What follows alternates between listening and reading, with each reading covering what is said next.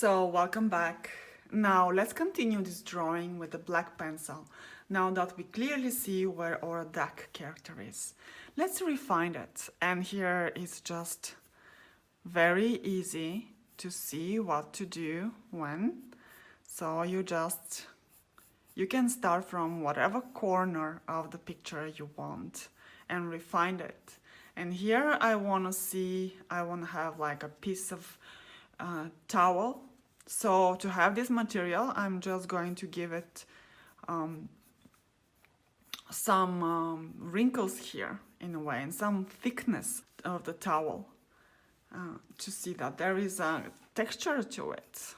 She's just come out from the bathroom, she's done her hair, there is a thickness to some kind of a possible hair, which I don't know whether she has or not, but again, we are trying to create an archetype of a character of a chatty little lady who gives us candy, cooks us food, and so on.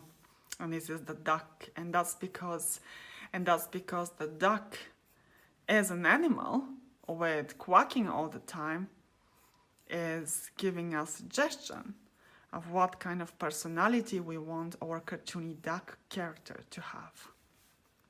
So just refining the eyes and you see, you don't have to be super precise even with the black pencil until you find where the eyes are. It's about character, it's not about clean drawing. And as soon as you get hold of it, and as soon as you get used to it, you'll see how much there is to discover within character design, how many different characters you can design. But now we are concentrating on farm animals because, each animal has a specific, so even though we've designed other animals in my other courses, there is always a new way to design more characters. So, because many of you from my other lectures has asked me to draw different kind of animals, so which has inspired me to do this course specifically on farm animals because they're closest to us. Most of you have seen farm animals, except if you're not living in the city, or besides there are different kind of farm animals depending on which country you come from. I'm just going to do this well-known farm animals which are kind of general for the area that I live in, like Europe or United States or something. Of course, there are different farmers in Australia, for example, like a llama or something. So let's do the lower lip here. And the chatty lady, and the ducks have this kind of nostrils here, so let's put them already as a graphic element. They're giving us more duck kind of type of character. And let's define the cheeks that we've started with. More cheeks, let's bring them even lower down to define that she is a little bit older and the skin are already hanging. She's not a young duck. And let's give her even an eyebrows here. She is always a little bit worried, a little bit concerned, as these chatty ladies are. They want the best for you, but they're a little bit too concerned about things. So let's give this to her personality. It will just add up. And now let's design the neck, and it's very obvious where it is. And now this sphere here that we've designed, it also gives us a suggestion that her shoulders are not ending up here, the chest, but they're continuing on the other side of the neck. So we need to put in this line here to give it a more a three-dimensional look. And let's just continue with her dress. And now that I see here, well, maybe I don't want this stripe to be there. I want this to end up on behind her neck. Well, it's easy. I don't need to repeat this line even though I put it there. So let's quickly change the design and you see how easy this gets. When you have the blue pencil and it doesn't really disturb you, you can change that and you can add some kind of a extra element like this one here, the ending of the knot on the back side, and give it also some volume like that. Now let's continue with the wings, and the wings are more of a arms. So let's put those fingers in, and now we see what they are. We only have to do is refine them with the black pencil so our character comes to life. You can give her a name as well. Name helps to define a character. I would say this duck is named Betty. What do you think? Does she look like a Betty? It does look like a Betty to me. I mean, who else is named Betty? It's not a bad thing. I mean, we are designing a very, very likable character here. It's not an evil archetype, even though I'm talking about those in my other lecture of how to design cartoony humans. I'm talking specifically about different archetypes and how to design evil character. I mean, if I tell you this character is named, I don't know, Arla or Arda, I don't know, it sounds more evil, it doesn't suit her. Characters that has a R or with too many, like Aragon, sounds evil. The names are important when you design your book or your movie. So let's just use now these feathers to, well, I don't like this one, so I'm just going to draw over it like that. And these feathers here, the continuum of these feathers, they don't have to be all defined. They can just be defined as graphic element, or if you want, you can even draw them. It doesn't matter. Because we see that how her arm is forming, that this is the wing is forming a humanoid arm and a humanoid hand. So I didn't freak out that I changed this finger. I hope you don't freak out.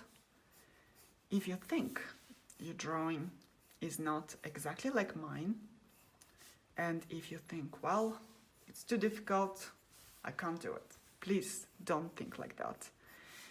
Do it 4 times. If you haven't done it, if you're not satisfied from the first time, and you'll see what happens after the 4th time. You will even be better than that, or you'll have a very nice character that is different from mine. Everyone can design a character that is very specific and very unique for themselves, because we are all different and we are all unique, and that's why we design things that only we can see. There is no only one way to design characters, and that's the fun of it. I mean, think if every movie looked exactly the same, every animated movie or every book looked exactly the same. How boring would that be? So I'm just gonna give you encouragement and guideline how to design characters altogether and how to design this kind of humanoid characters. Now this tail here, I see what it is, so I can just have some kind of a fur animals and elements, some kind of a feather elements to it, splitting the tip of the tail to be a more duck-like. And let's have the feet here. And this one, it is very easy now to decide where they are. We're just drawing on top of the other drawing. And the nails that are connecting. And this one. And this one. Now I made maybe one or too many, or maybe not. That looks good to me. The most important is to design unbelievable characters. Something that when you see, when your audience will see, will decide that this is believable to me from this pose and from this perspective.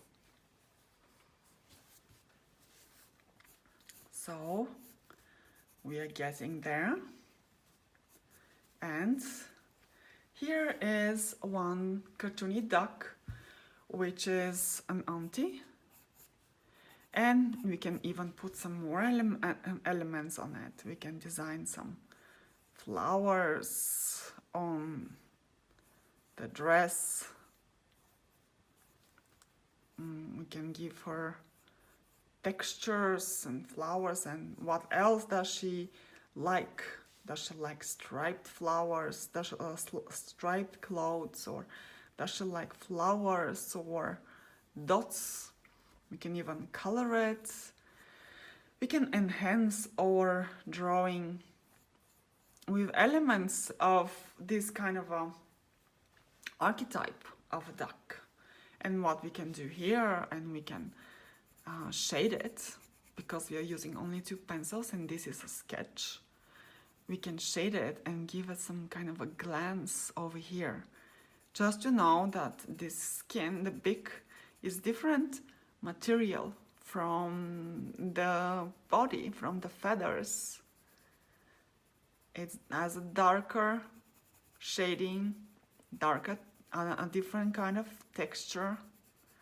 So that will give her more character. And even the legs, they are darker than the white feathers, because the feathers, when the feathers are white, it enhances even more if we give a different shading to the other body parts where we know the shading is darker. Even though we don't see it now orange, which the beak and the legs are, we feel that they are separated from these feathers. They're different textures. And we can even enhance by giving some shading to the dress, so we can see that it's on top of her body, and it's different texture, different material than her body. We get even nicer drawing. So this is like work with contrasts, because contrast makes your drawing look nicer. And now even if we have this blue line here, our drawing starts to look nice.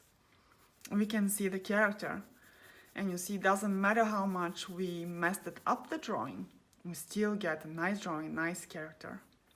And this one we can easily redraw, put it on a postcard or in a book as an illustration. We can work from here and design some poses for our character if you want to, the way I showed you I did for the chicken. You can practice that exercise with any other animal, or we can just leave it at that and be happy that now we can draw a cartoony duck and just maybe redo it. So this is our duck. I hope you enjoyed this lecture. Now let's draw the duckling, her child. And I'll see you in the next lecture.